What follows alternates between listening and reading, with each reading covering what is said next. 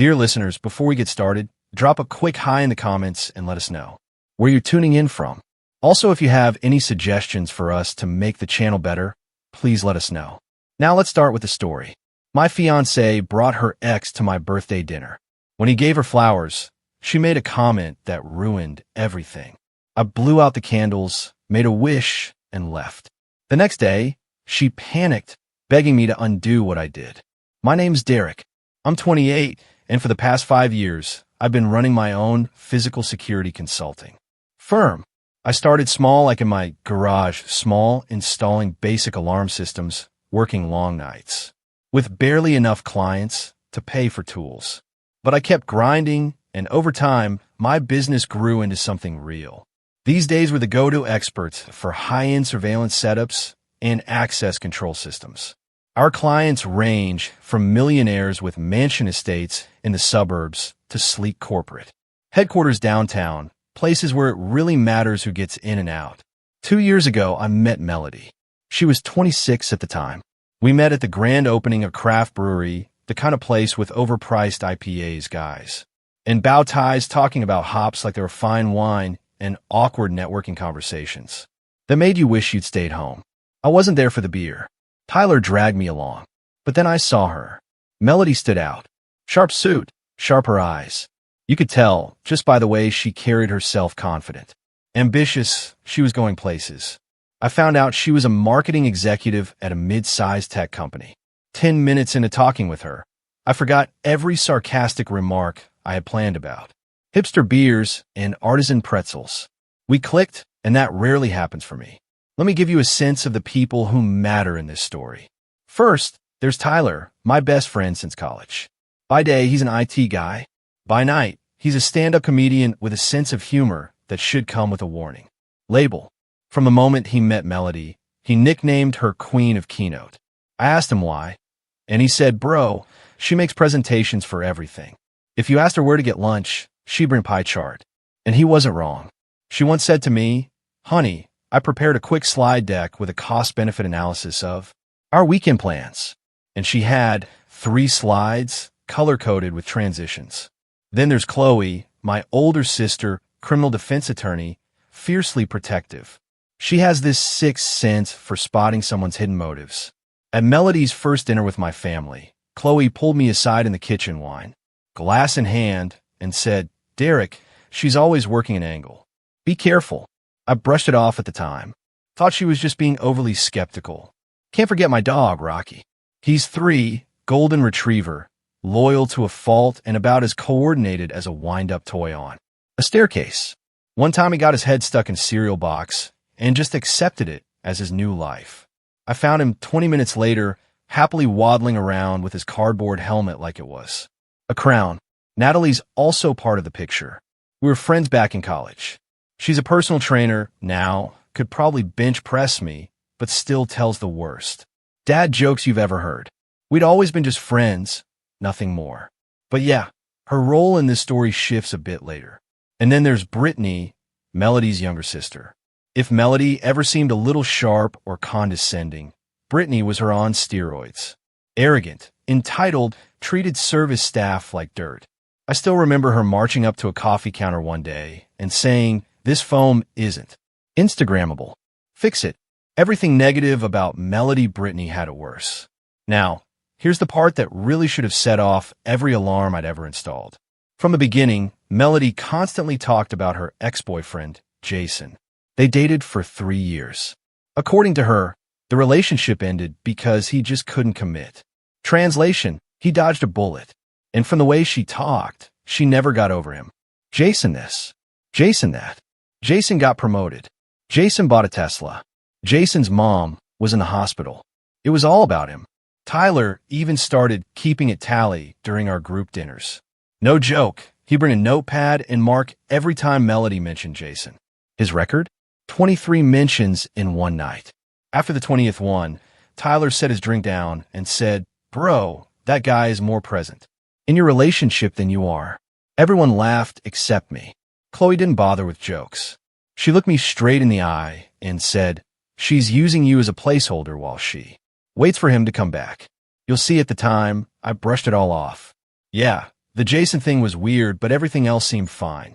We didn't live together, but we might as well have. We spent most of our time at my house or her downtown apartment. I bought my place 4 years earlier after landing some big contracts, nothing fancy, but it was mine. It had enough space for a home office, a decent kitchen, and a backyard where Rocky could chase squirrels like it was a full-time job. Speaking of Rocky, that dog absolutely adored Melody. Couldn't get enough of her. He'd lose his mind the second he heard her voice. Tail wagging, paws scrambling, ball in his mouth like, please, goddess of snacks, throw. This thing is, Rocky's a terrible judge of character. This is the same dog who once tried to befriend a raccoon that was clearly about to claw his face off. He just stood there, wagging, while the raccoon hissed like a demon. So yeah, Melody won over Rocky, but even he couldn't sniff out what was coming. The first major red flag slapped me in the face when Melody's company needed a security system upgrade. This is literally what I do. It's my bread and butter. So I offered professional rates. Melody, I'll treat your office like any other client. She smiled. Of course, baby, I trust you. Big mistake. What should have been a straightforward walkthrough turned into a 3-hour ordeal. She turned it into a presentation. Not mine, hers. She brought out charts, graphs, PowerPoint slides with buzzwords like brand synergy and cross-platform alignment. One slide even had my company's logo in a slightly altered font. She said she was trying to streamline our visual language. I stood there thinking, is she pitching my own company to me? Still, I went through with it. Did the job? Flawless install. Fair price. Problem solved, or so I thought. That's when she started meddling. First, it was small things. A tweak to my website. Just making it pop more, she said. And she added her email to all client communications. She even signed off on invoices with both our names. One day, I pulled her aside and said, Melody, I appreciate the help, but this is my business. You can't just insert yourself like that. She gave me this polished smile, the kind she probably uses in boardrooms, and said, Derek, I'm optimizing your brand presence for maximum market penetration. This is how you scale. It sounded like she was pitching to investors. I told Chloe about it later. She didn't hesitate. She's treating your company like she bought it, since she'll want equity and a company car. Tyler was less diplomatic. She's staging a hostile takeover of your life, one slide deck at a time. I laughed it off at the time, but they weren't wrong.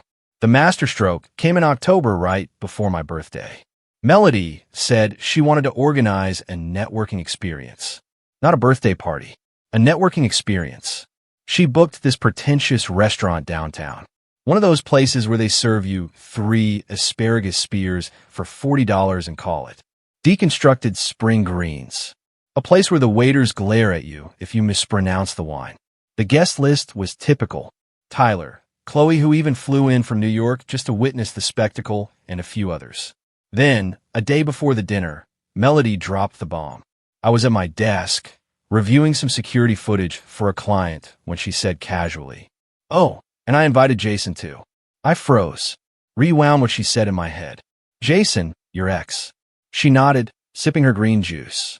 Yes, but we're just friends now. Besides, he has incredible connections in the tech world. I didn't even know what to say. She kept going.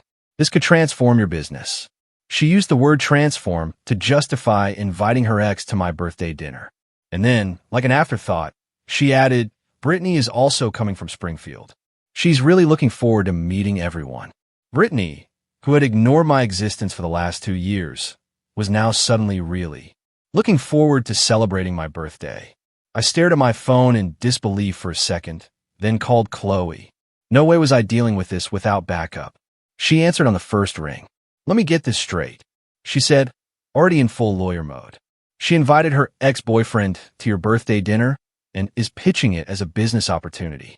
And her sister, the one who treats you like furniture, is now your biggest fan. I didn't even have to respond. There was a pause. Then Chloe's tone dropped, low and surgical. Brother, this woman thinks you're a fool. She's up to something, and you're the only one who doesn't see it coming. I should have canceled. I knew that. Every part of me was screaming that this was headed somewhere bad. But I didn't cancel, because part of me, maybe the most bruised and tired part, was curious. Curious to see how far Melody would actually go. So I said, let's do it. It could be instructive. There was a beat of silence on Chloe's end. Then she laughed. Oh, I'll be front row for this train wreck. The night of the dinner, I knew something was off the second I saw her. Melody had been on the phone all day laughing. Not her usual clipped, performative laugh either. This was different. Softer. Intimate. It made my skin crawl. The restaurant. Exactly what I expected. Dishes described as culinary narratives. A wine list that looked like a doctoral thesis. You needed a credit check to order a cocktail. We had a table reserved for 10. Chloe insisted on coming with me. And thank God she did. She walked and dressed like she was about to cross-examine the chef crisp suit. No nonsense face. She sat at the far end of the table, positioned perfectly to observe everything. The first to arrive was Tyler. She scanned the menu, blinked twice, and leaned in. Bro, are they seriously charging $30 for a side of mac and cheese? He glanced around, lowering his voice. I hope your business insurance covers public humiliation. One by one, the rest of the group filtered in. My business partner Javier, Tom, and his wife. A couple of friends we regularly hung out with. The only ones missing were, of course, Jason and Brittany. But Melody, she was glued to her phone, checking it like she was managing air traffic. Only 10 seconds, lighting up with a little flicker of anticipation. Then, 25 minutes after our reservation time, the show began. Jason walked in like he was the star of some low-budget rom-com. Button-down shirt open at the collar. Confident smirk. A bouquet of purple dahlias in hand. He made a beeline straight to Melody. Didn't even glance in my direction. Me, the birthday boy. He stopped right in front of her and smiled. For you, beautiful. Happy spring. Let me remind you it was late October in Chicago. There were frost warnings in the forecast. But this clown was talking about spring like we lived in Rio. And Melody? Her face lit up like it was Christmas morning. She reached for the flowers like he just brought her a winning lottery ticket. Purple dahlias. Did you know they're my favorite? You always had better taste. How sweet. That's what she said. Then Melody turned to the table. Holding the bouquet like a prize she just won on a game show. Look what Jason brought me. Isn't he incredibly thoughtful? The silence that followed was brutal. Chloe, mid-zip of her water, froze. You could see the exact moment her brain processed what had just been said. She lowered her glass without finishing the sip. I sharp. Tyler. His jaw dropped. Mouth open. Like he'd just witnessed a slow-motion car crash and couldn't decide whether to scream or laugh. Everyone else exchanged glances, that uncomfortable, panicked kind, unsure whether to intervene or crawl under the table and pretend none of it was happening. Jason, of course, barely gave me a nod. Happy birthday, man. Thanks for letting me come. He said it like he was doing me a favor. Then he sat right across from Melody like it was his dinner, his table, his spotlight. Chloe leaned toward me, voice low but pointed. Is this really happening? I didn't even get the chance to respond because just then in walked the final piece of this performance. Brittany, 15 minutes after Jason. She made her grand entrance like she'd been waiting for a cue. You could smell her from the door, so heavily perfumed it felt like someone had dropped a bottle of antiseptic in a flower shop. Ugh, parking here is impossible. She groaned, loud enough for the entire restaurant to hear. Then, spotting the flowers in Melody's hands, she didn't miss a beat. She rushed over, snatched a few stems for her own photo op, and posed like she'd orchestrated the entire moment. From that point on, the night slipped into something surreal, like a bad dream I couldn't wake up from. I was seated at the head of the table, supposedly the guest of honor, watching my girlfriend have a reunion dinner with her ex-boyfriend with an audience. They laughed, cheered inside jokes. They reminisced like it was a private catch-up session and the rest of us were invisible. Extras. Remember that we came to Napa when it rained? Jason asked.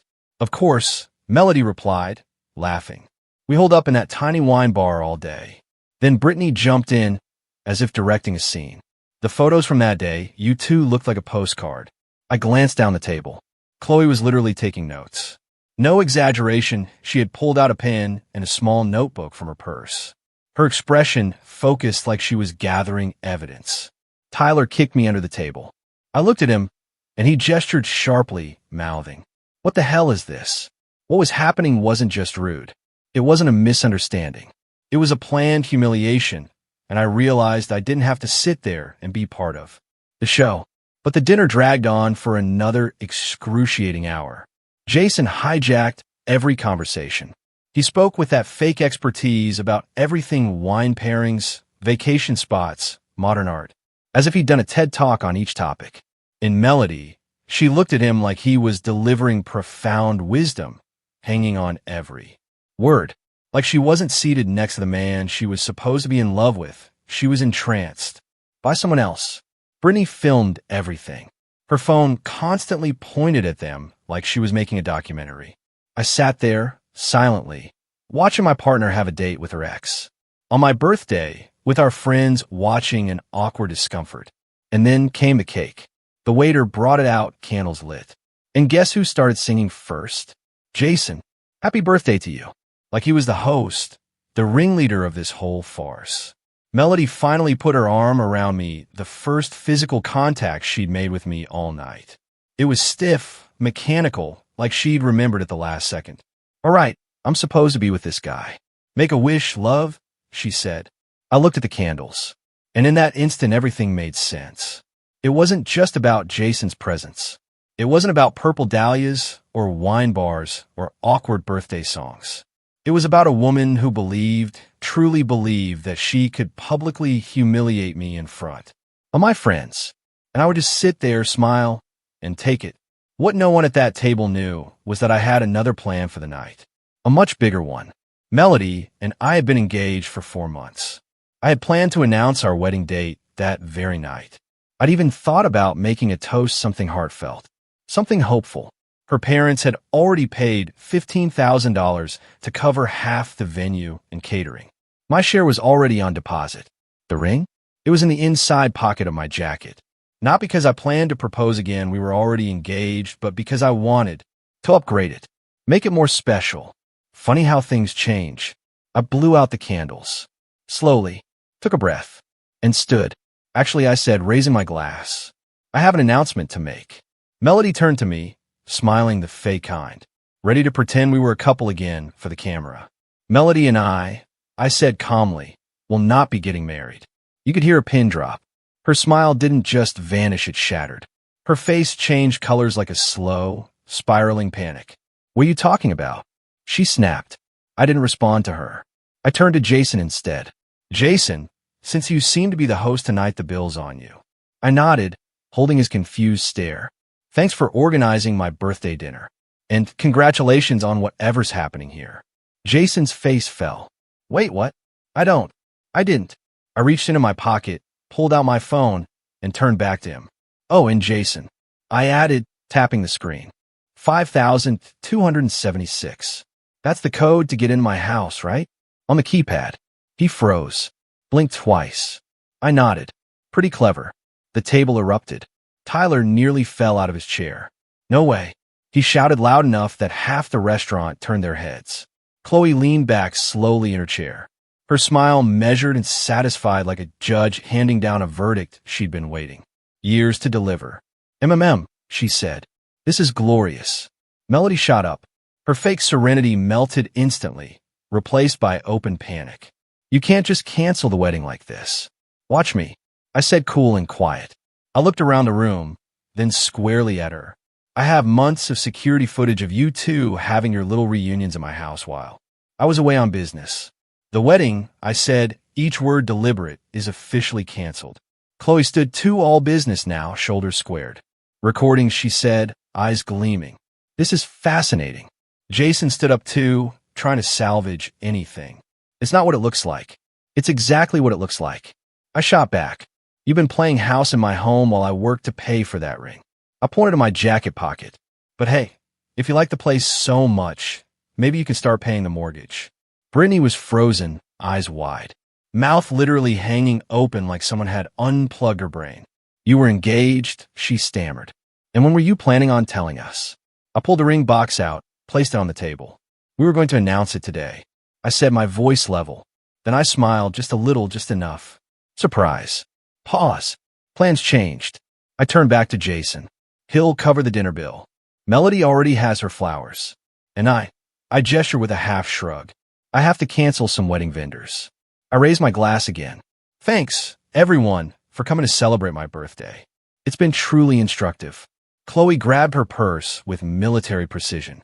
And I have some fascinating legal points about infidelity and rights over shared assets, too. Discuss with my dear brother later. She added as she stood. I turned, walking out of the restaurant. Behind me, I heard Jason trying to explain to the waiter, voice rising. I need to make a call. This is urgent. I'll get the money. And Melody, screaming, you can't do this. You have no right to dissolve an engagement without my consent. Outside, Tyler and Chloe follow close behind. Chloe was beaming, like glowing. That, she said, her voice almost ecstatic, was the most elegant public execution I've ever witnessed. She paused, then added, Jason is crumbling over the bill. And your ex-fiancée looks like she just watched her world fall apart. My phone was already buzzing with messages from Melody. Dozens of them. Walls of text. Apologies, explanations, half-baked excuses. But I'd already made up my mind. It was time for the real show to begin. That night, I did what I should have done months earlier, a complete analysis of my home security system. Tyler showed up with pizza. Chloe brought drinks and her ever-present legal pad. She tossed it on the table with a grin. This, she said, cracking open a pen, is juicier than any case I've handled in months. And I plan to document everything. Rocky was thrilled. He kept bringing us one of his toys every 5 minutes, tail wagging. Eyes bright. Convinced we were having the best party ever. Completely oblivious to the fact that we were about to uncover a betrayal captured in high definition. My house had one of our company's most comprehensive security packages. Cameras on every access point. And sensors. Smart locks with access locks. The works. When Melody and I had gotten serious, I'd shown her how everything worked. What the cameras were. What'd do if she got locked out. Even gave her access. Security, I told myself. She stayed over a lot. It made sense at the time. What I discovered that night was so much worse than I'd imagined. Jason had been coming to my house every single time I traveled for work, which on average was twice a month. The footage didn't lie. There he was, Jason pulling into my driveway. There she was, Melody opening the door with a smile. Or better yet, Jason entering his own code. 5,276. He typed on the keypad like he owned the place. He wasn't just visiting. He was living out some kind of domestic fantasy in my house. They used my Netflix account. I ate my food, slept in my bed, walked my dog. Tyler stared at the screen and said, this is surreal. He pointed, squinting. Duty's wearing your college sweatshirt and giving Rocky treats. What the hell? The first time I was in the car. I placed Oz's at Music Slides video. Denver. Her response came instantly. We need to talk. I replied with a single gift of Samuel L. Jackson saying, nope.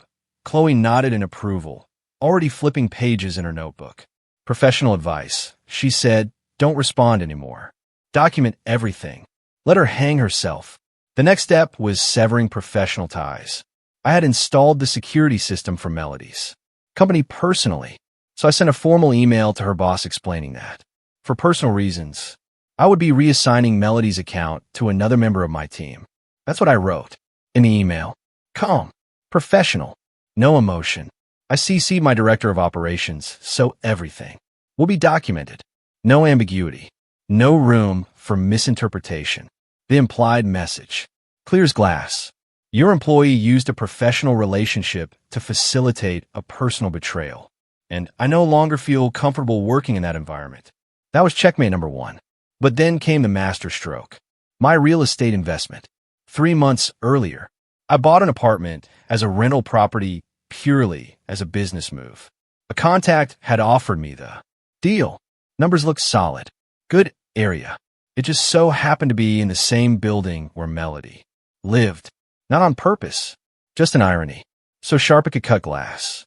I never told her the address. Just casually mentioned that I'd purchased a rental property. Mine was 3F. Hers. Freebie. Same floor. Different lives. 1 week before the birthday disaster, my tenant in 3F had reported a leak in the bathroom ceiling. I asked my property manager, Marcus, to handle it. He tried, but the tenant's schedule kept conflicting. Until now. So I messaged Marcus again.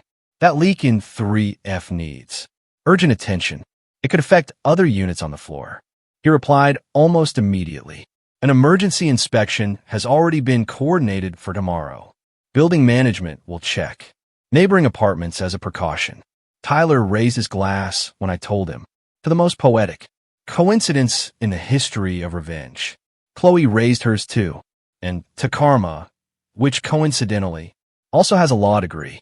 I shook my head, smirked. It's not revenge.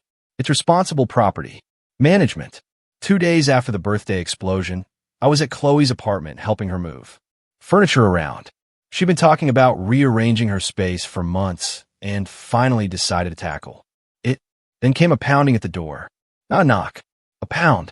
Chloe peered through the peephole and turned to me with a slow, satisfied grin. Look who's here, she said. Your ex-fiancé.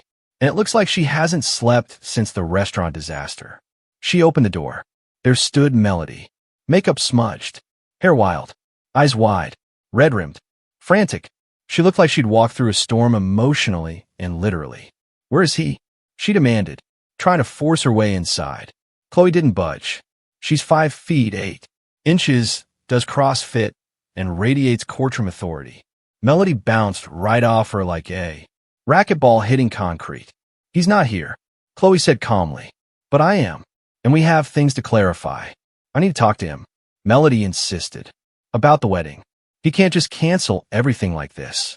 Chloe let out a short, disbelieving laugh. That specific kind of laugh that comes right before she destroys someone in 5 words or less. Of course he can, she said. That's what happens when you cheat. Cause and effect. Ring a bell. Melody's face went crimson. You don't understand our relationship. Chloe cut her off. I understand you brought your lover to his birthday. I understand. You gave that lover access to his house without his permission. And I understand you're so arrogant. You think being unfaithful comes with financial compensation. Melody sputtered. Well, it's not. That's simple. Chloe raised an eyebrow. Of course it is. You cheated. You got caught. You lost. The end. That's when Melody launched her favorite performance. Manipulative crying. My parents already paid for everything. We lost $15,000. Chloe didn't flinch. She stepped forward, voice shifting deeper, sharper. Courtroom steel. Maybe your parents should have invested that money in teaching you values instead of paying for a cheater's wedding. Melody's voice cracked. You're just as cold as he is. Heartless. Chloe folded her arms. Wrong. I'm not like my brother. She pointed behind her toward where I stood, silently watching. He was kind. He gave you years of his life. Job connections. A ring you never deserved. Then she looked at me directly. Her voice quieter now. Fiercer. Me. From day one. I saw what you were. I warned him. But he's too noble to listen to his older sister. Chloe's voice was calm, but sharp enough to slice through Melody's crocodile tears. I don't dislike you on a whim. It's because you're an opportunist. She continued, arms folded across her chest.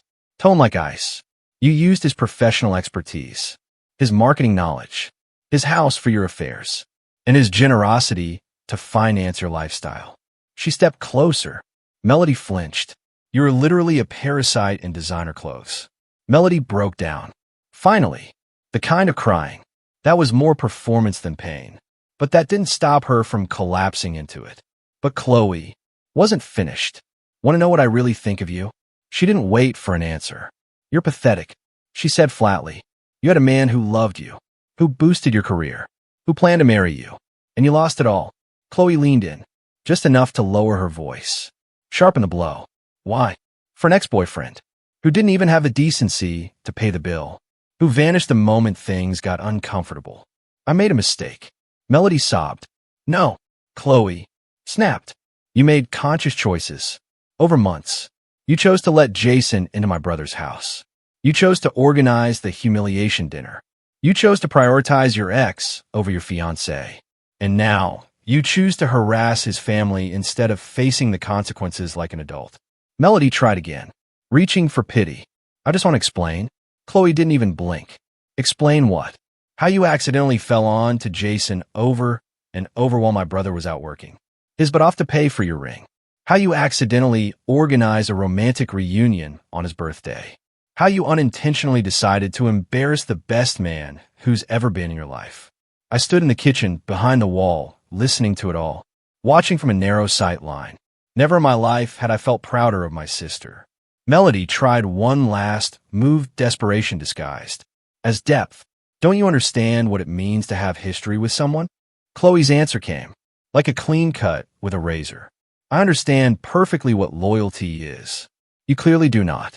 She stepped aside and pointed at the door. Now get off my property before I call the police for harassment.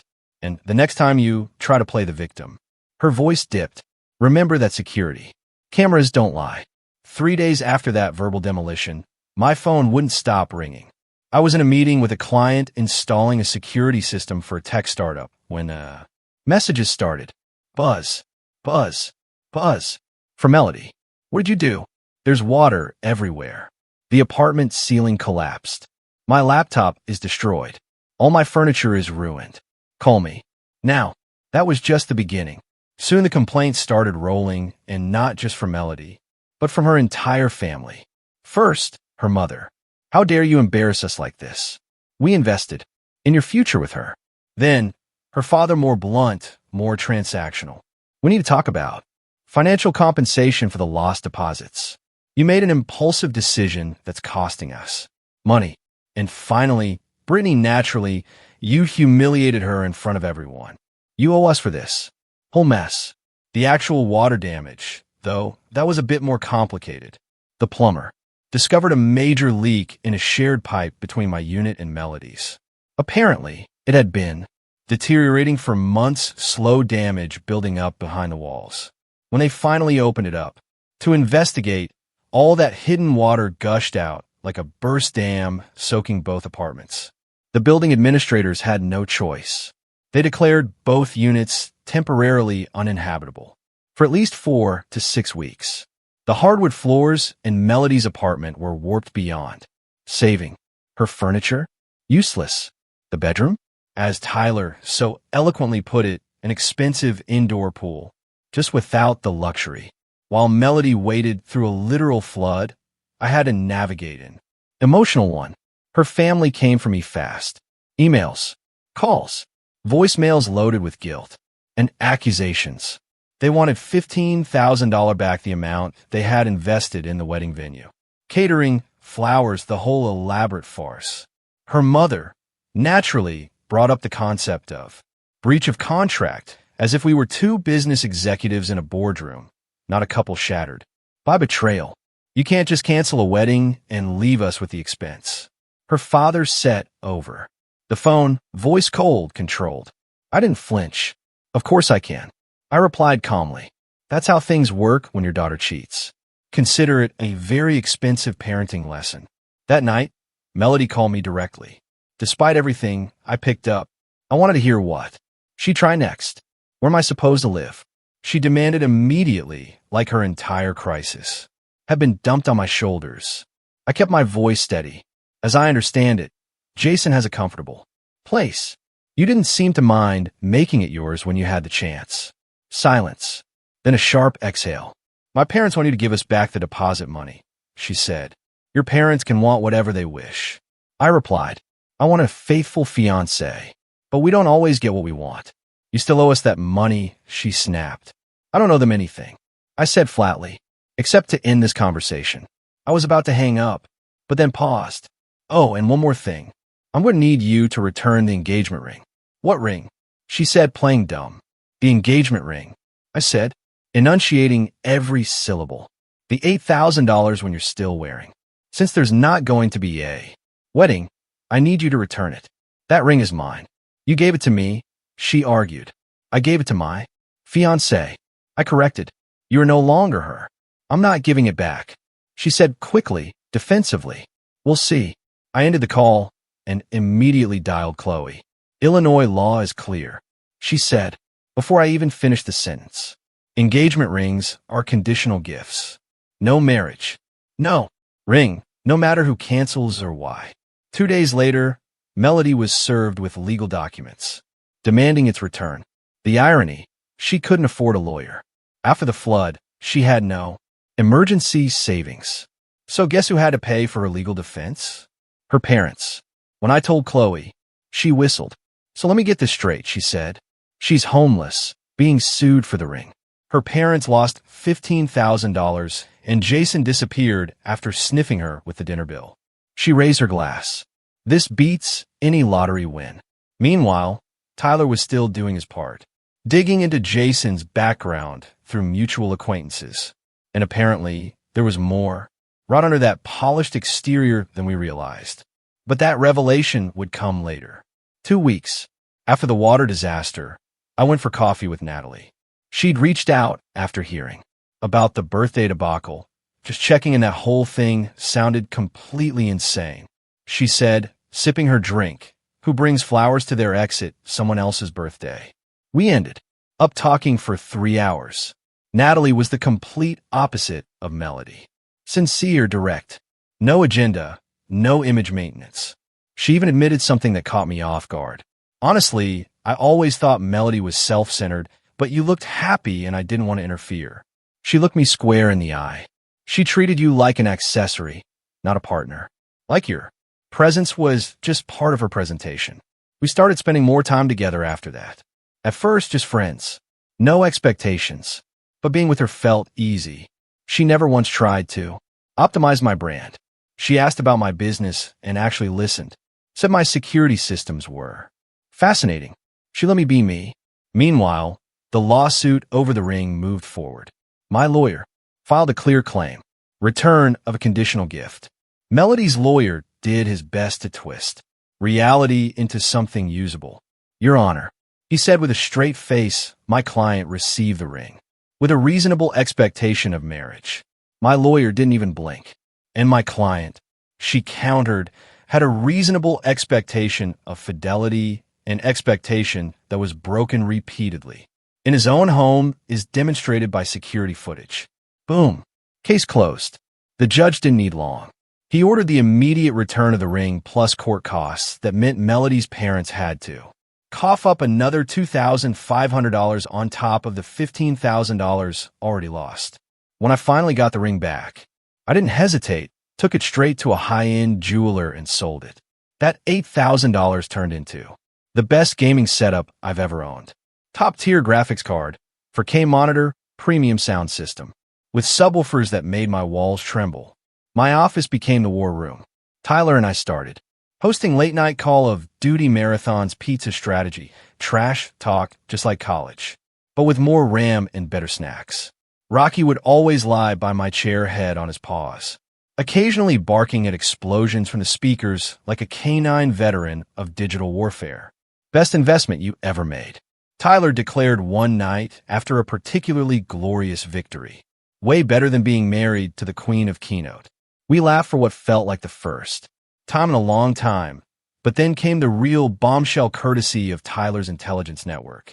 See, some of our mutual friends have been following the Melody Jason drama with the intensity of people watching his soap opera they were emotionally invested in. That's when it came out. Jason wasn't just Melody's ex. He was a married man, had been for 2 years. His wife, Jennifer, worked for an international consulting firm, gone for months at a time, traveling between cities and countries. Jason had been leading a double life, pretending to be single, enjoying wine dates, security access, and birthday dinners on someone else's diamond. The whole house of cards collapsed after that infamous birthday dinner. Apparently, when Jason paid the $450 bill, he used a shared credit card, one he and Jennifer both monitored. She called him. What's this charge at Maison, Celeste? His explanation didn't add up. Jennifer went digging. She found text messages between him, and Melody found photos in the cloud, receipts from hotels and restaurants that contradicted every business trip he'd mentioned 2 weeks after my birthday. Jennifer filed for divorce. She had all the ammunition she needed, evidence of adultery, misuse of marital funds, and deception. The process was swift. Jason lost the house, a huge chunk of his assets, and his reputation. He responded the only way cowards do, disappeared, blocked Melody on everything deleted her from social media, moved in with a friend, and vanished from her life as if she had never existed. Melody, meanwhile, had no stable place to live. After the flood, she tried crashing with Brittany, but that lasted 4 days. She's a disaster. Brittany reportedly told a friend, and not even Instagrammable. So Melody checked into an extended stay hotel, which ironically cost almost as much as a normal apartment. She was alone, broke, and wondering how the hell her life had imploded so fast. Her parents, done with her. Her mom's final words hit hard. "We raised you better than to leave a good man for a married guy who won't even return your calls." But the story didn't end there. 6 months after that unforgettable dinner, I married Natalie. We kept it simple. No luxury venue, no keynote speeches, just the people who mattered. And it cost half of what Melody's wedding was projected to cost. Her parents, lovely people, welcomed me with open arms. I never had to prove anything. They just embraced me for who I was. Tyler was my best man, of course. In his speech, unforgettable to the bride and groom and to all the security cameras in the world, he toasted, "May this marriage be as solid as the evidence that ended the previous relationship." The crowd roared. And yes, we included Rocky in the ceremony. He wore a tiny black tuxedo and walked down the aisle as our ring bearer. He only got distracted twice by squirrels while walking down the aisle. The photographer later showed us a perfect shot of Rocky mid-jump, trying to eat the centerpiece flowers during the reception. Classic. Everyone was enjoying themselves, the music, the laughter, the clinking of glasses, when I noticed a disturbance near the entrance. A couple of the venue security staff were speaking firmly to someone who clearly wasn't on the guest list. I walked over, curious but cautious, and my stomach dropped the moment I saw who it was. Melody, arguing, hands waving, voice raised. Her face was flushed with frustration, and she looked frantic. Chloe must have caught sight of her, too, because she was suddenly at my side. "Not today, no way," she muttered. But Melody spotted me first. Her eyes locked onto mine, and she crossed the room quick, direct, and unapologetic. Every eye in the reception turned as she moved, slicing through the celebration like a storm cloud on a sunny day. "We need to talk," she said, out of breath. "It's very important." I felt Natalie squeeze my hand gently. Her voice, calm but strong. "Want me to handle it?" she asked. "No," I said quietly. "Don't worry, I'll take care of it, but don't go far." Melody stopped a foot away from me, agitated and visibly uncomfortable. Then I saw it. She was pregnant, about 6 months along, from the looks of it. She wore a loose outfit that tried, unsuccessfully, to disguise the bump. "Congratulations," she said, voice tinged with bitterness. "I see you recovered quickly." "Thanks," I replied evenly. "You look different. We need to talk." In private, I looked over at Natalie, then back at Melody. "You can say whatever you want here. Natalie is my wife now." That word wife hung in the air, heavy with meaning. Melody's eyes darted around the room, clearly rattled by the number of people watching. Then she blurted it out. "I'm pregnant." I stood still. "Congratulations," I said. "I'm sure Jason will be thrilled to take responsibility." Her voice dropped. The edge softened into panic. "Jason isn't answering my calls. He's erased me from his life since the divorce." "I'm sorry to hear that," I said flatly. "And what does this have to do with me?" Then came the bombshell I half expected, but still wasn't ready for. "I need your help. This baby, it could be yours." The silence was immediate, defining. Chloe was suddenly at my side like a ghost. Natalie gripped my hand tighter. I locked eyes with Melody, stunned. "Seriously," I asked, "you're going to do this here? At my wedding? In front of everyone? I didn't know how else to find you. So you decided to ruin my wedding with this." I took a deep breath, my voice calm but like steel. "Fine. Let's start with the basics then. I want a paternity test. DNA doesn't lie." Her face lost all color. "I don't know if that's necessary." "Of course it is. If you're so sure the baby's mine, you shouldn't have a problem proving it." "I thought you want to help." "Help? With what? A child that probably isn't mine? From a woman who cheated on me for months in my own house?" "No." The only thing I'm going to help with is proving you're still the same liar you've always been. Chloe practically glowed. I'll have the paperwork ready by tomorrow morning, she said, already making mental notes. Melody stepped back. The crowd still watching.